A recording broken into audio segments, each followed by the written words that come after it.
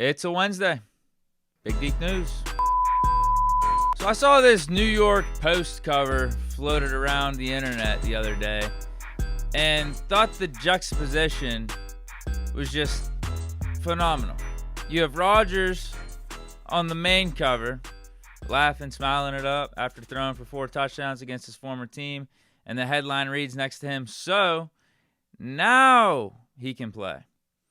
And right above him, you see on the top, it's former Steelers quarterback Russell Wilson in his Giants uniform. And next to him reads, "Russ watch already on. Dable won't commit to Wilson after stinker in Giants opening loss." Right there on that cover was 2 of the paths the Steelers could have went down at the quarterback position this offseason. With Rodgers, though, the headline saying, "So now he can play." A little disingenuous. Goes to show me, if you're serious about that headline and that cover, you don't really know ball, because what you're insinuating is Rodgers with the Jets couldn't play football anymore. He just wasn't good, didn't have it, was washed. And now that he's with a new team, facing off against the Jets, he's just deciding to turn it on and be Aaron Rodgers again and show off that arm talent. If you actually watched what Rodgers was doing last year, you could see he still had it. 28 touchdowns, almost 4,000 yards. Really picked it up in the latter half of last season. Like he was putting up good numbers, was putting up good stats. It's just that his surroundings weren't completely there. He was a part of a dysfunctional Jets organization. So Rodgers' ceiling as a quarterback was going to be capped because of it. Now, part of that was on Rodgers. Like, he didn't help himself out with his Jets tenure.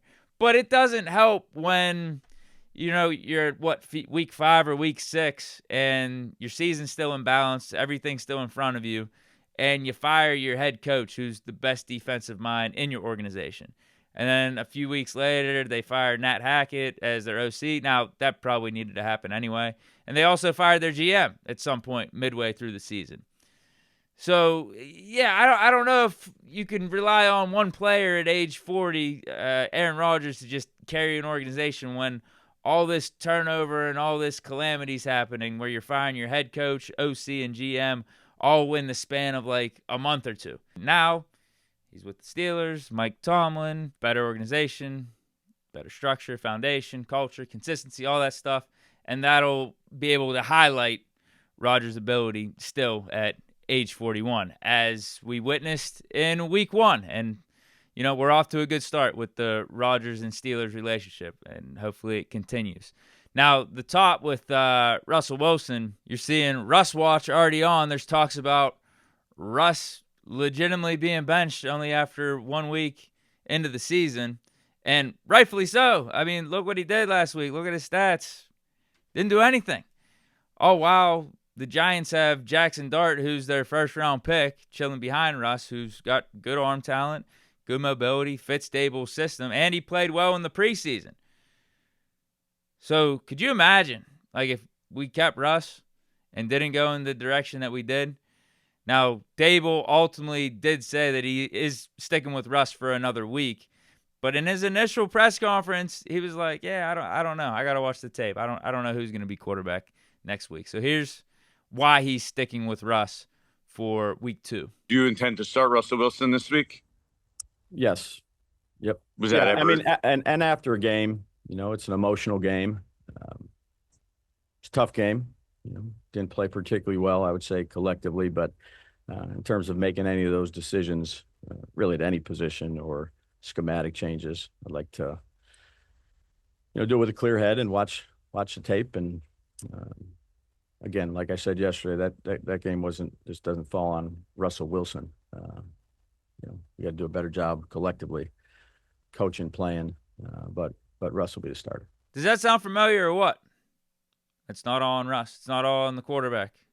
We got to improve on the offensive line. We got to improve here. We got to improve here. I got to improve. Obviously, Russ got to improve, but everything else needs to improve around him. Does that not sound familiar?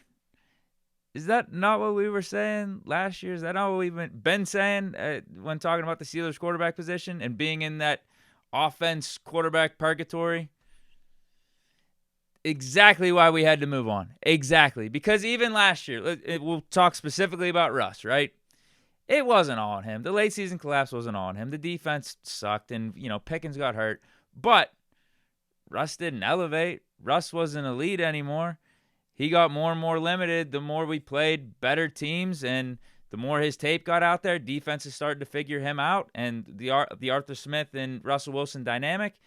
And we just couldn't do that anymore. We can't. Do we want to stay in the average or above average lane as a team or as an offense?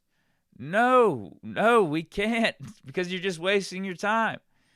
Like, Russ's ceiling for this year, after watching his full body of work in 2024, was to be a top 15, top 20 quarterback, average. Like, that's his ceiling. That's his highest potential these days.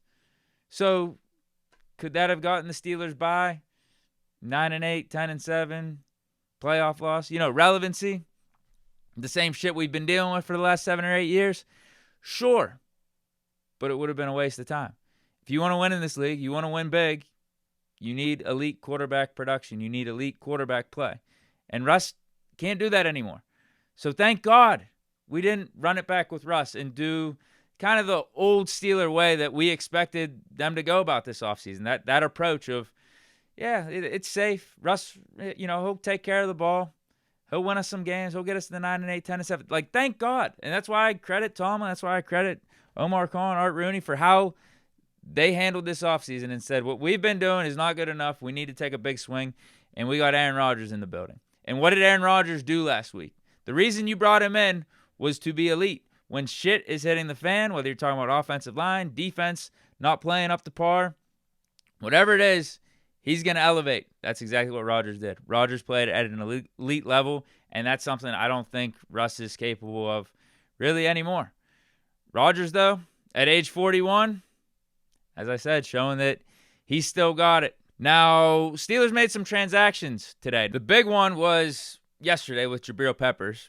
A lot of people were wondering what corresponding move was going to happen with us picking up Peppers, because our roster was already maxed out, so we would need to cut or release someone to make room. Now, we didn't have to do that, though, because we have some injured players that we put on IR. Malik Harrison with the knee injury, he's going to be out for 4 weeks. And also Skylar Thompson we put on IR with a hamstring. That popped up the last practice heading into week 1 out of nowhere. He was inactive.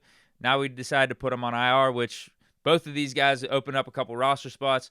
We called up James Pierre officially from the practice squad to the main roster, and then signed Jabril Peppers, also picked up Logan Woodside and put him on practice squad. So I think that all evens out there. I think it all makes sense. The Pierre one, though, I'm still curious about. I swear he was on the field last week. I saw 42. Now, I think there was a loophole that Steelers probably did, because the Browns pulled that off whenever they signed Joe Flacco a couple years ago, and he was on practice squad, and they were randomly able to activate him on game day without pulling him up to the 53 during the week. So I think that's probably what the Steelers did with Pierre, because there was nothing on like the transaction docket about it. All of a sudden, I saw Pierre out there in week 1. Now he's being called up from the practice squad to the main roster and can practice with the team this week heading into week 2. Now there's another transaction, or potential transaction, that's being talked about from a Steelers standpoint, thanks to Mike Florio and Pro Football Talk. He mentioned that Tyreek Hill could be on the move, and the Steelers could be interested. We couldn't even wait a week. We really couldn't wait a week for this shit. Correct me if I'm wrong, but was the Steelers' passing attack bad in week 1? I don't know. We put up 34 points. Rodgers had 4 touchdowns. DK Metcalf, Calvin Austin, Jonnu Smith, Freiermuth, Jalen Warren out the backfield all had impact. We couldn't wait 1 week.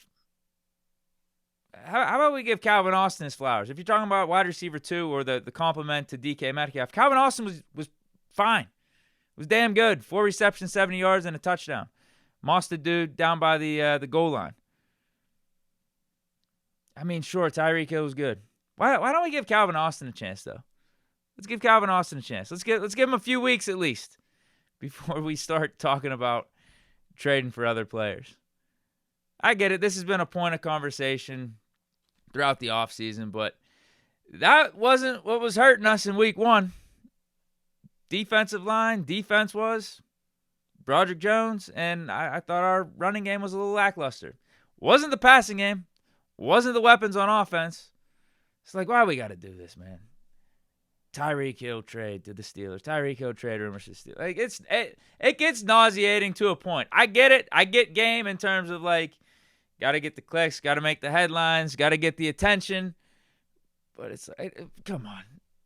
Can we take a break? Come on. Let's step back for a second. Step back for a second. Because you know that this isn't happening anytime soon. Not happening at all anytime soon. Not only I think the Steelers have faith in what they got in Calvin Austin. Even watch out for Roman Wilson in these next couple weeks, too, if he gets more involved.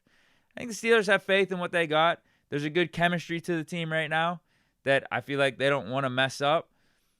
But also, and Florio did post his article before this came up yesterday, but Tyreek Hill's dealing with some off-the-field stuff. Had some accusations from his ex-wife. He's denying everything, but obviously that legal process has to play out. NFL could step in. Who knows with the NFL, how they're going to operate with that information. So, like, nah, I'm good. Let's see what the Steelers got with what they have right now. If we want to talk about Broderick Jones upgrade, I think that's legitimate. If we want to talk about trading for a running back down the line, if Kenneth Gainwell and Caleb Johnson don't pick it up, I think that's legitimate. But to have this conversation after week 1 and what we did in the passing game and what Calvin Austin did, it's like, come on, bro. It's just nauseating. It's just not interesting at all. It's, in my opinion, it's not. But let me know your thoughts in the comments. I was going to talk something else. I think I'm going to save it for tomorrow, though. Let's save it for tomorrow. Hope you guys enjoyed this edition of Big Deke News. Stay chilling. Peace.